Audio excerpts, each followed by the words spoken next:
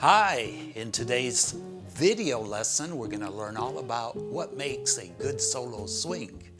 And we're going to learn this from none other than one of the early pioneers of jazz guitar. I'm talking about our good old friend Barney. Yep, and we're going to learn this from an early recording he did of Lullabye of Birdland. No, not that Barney, you idiot. I'm talking about Barney Kessel. I'm sorry. The school sends me these young interns that don't have a clue about jazz. Anyhow, what I'm going to do next is I'm going to play the entire first chorus of this solo at tempo first, and then I'm going to play it slowly. We're going to break it down and analyze it to better understand what makes it swing. But before I play Barney's solo, I want to encourage you to download the regular notation and tab that you see from the website on the screen. Okay, you're fired.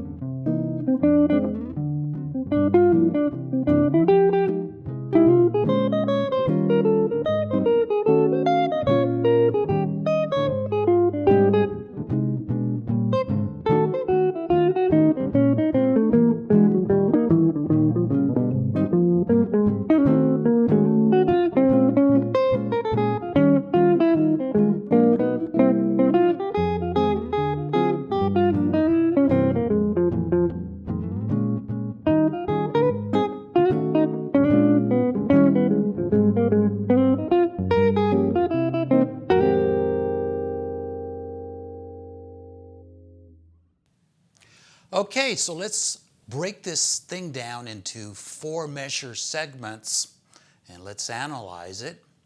So we're starting on the upbeat of 3. We have a pickup here, and I'm going to play the first 4 measures. It goes like this: 1, 2, 3.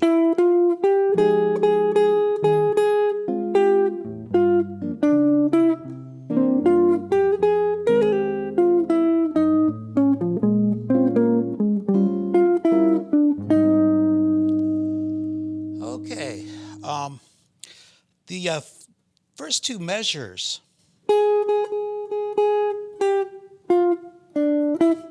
that's very interesting. See, that's one of the elements of swing.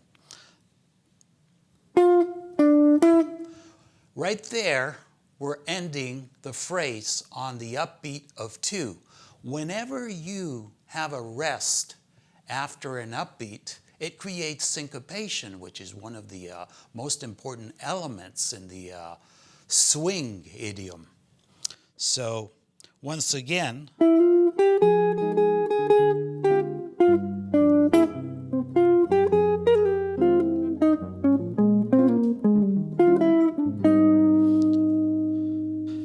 see those last final 2 measures, you hear a lot of that Charlie Parker influence in there, which leads us into the 5th measure.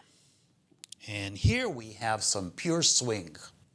It goes like this: 1, 2, 3, 4.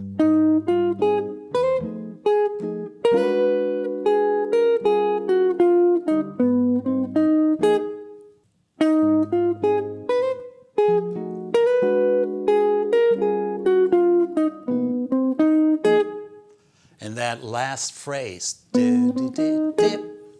very, very characteristic of the swing era.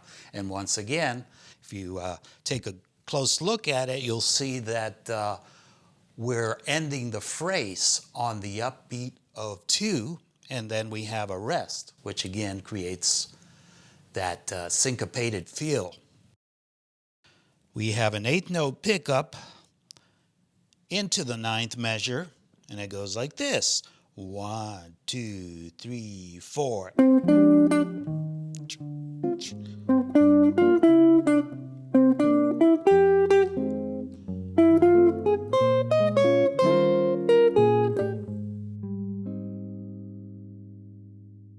In the first measure there, once again, we have the element of syncopation. We're ending that little phrase on the end of 1. We have another pickup into the 10th measure. Again, we're ending the phrase on the upbeat of 2. That's the 11th measure. Again, accenting the upbeat of 1. Then we have a rest with a lead-in into the 12th measure.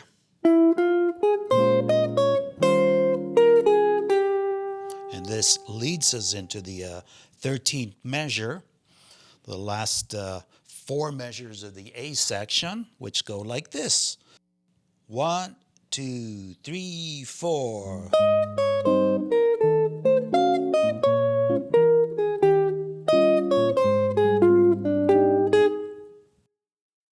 And here we hear the Charlie Parker influence, some of that early be-bop.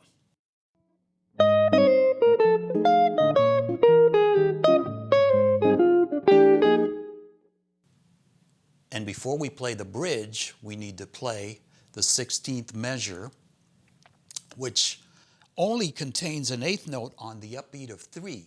It's kind of a lead-in into the bridge, and it's really another one of those swing elements because it's on the upbeat. It's the only note. So I'm going to play the first 4 measures of the bridge. Of course, I'm going to play that introductory 16th measure first. And we need to count like this. 1, 2, 3.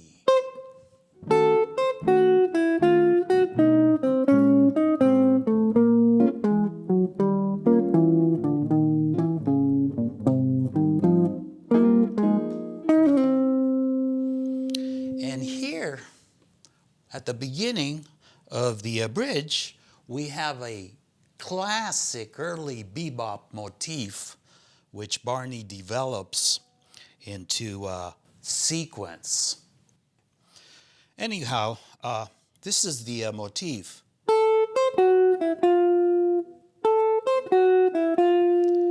And we can hear him developing it throughout the upcoming changes.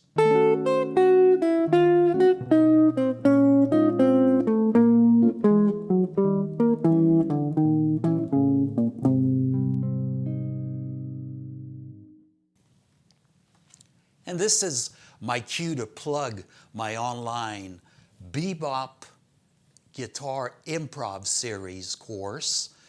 And if you're interested in learning more about these bebop motifs and how they come together, how to develop them over any set of chord changes, throughout this course, I have a concept called the bebop calisthenics, where I teach you all of these different motifs, different categories they're in, and how to develop them throughout any set of chord changes. You don't want to miss out on this. So check it out at the address you see on the screen. It also will teach you a lot about the rhythms that we're talking about here, how to break them down, and how to incorporate all these elements of swing into your playing. And this leads us to the final 4 measures of the bridge, and it goes like this. 1, 2, 3, 4.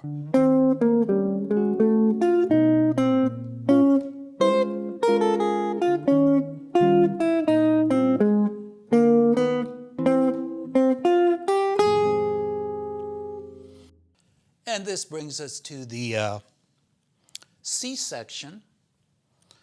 So here we begin. Let's start with the last measure of the bridge.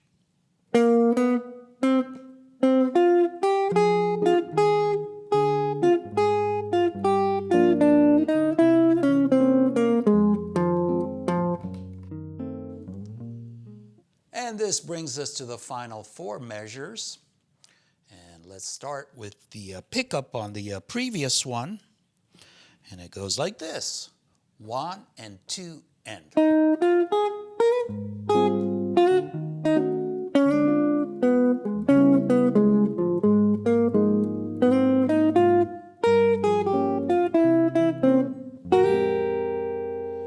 So here we have a typical pentatonic blues figure, which is something that is used a lot also in swing.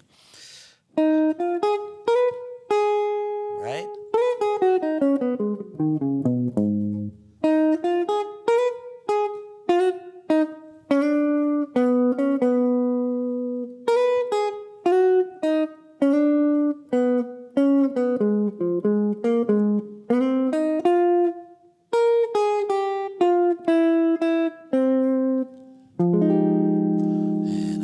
Hope you enjoyed this solo by the great Barney Kessel. I love you, you love me. Okay, I'm gonna kill this. We're a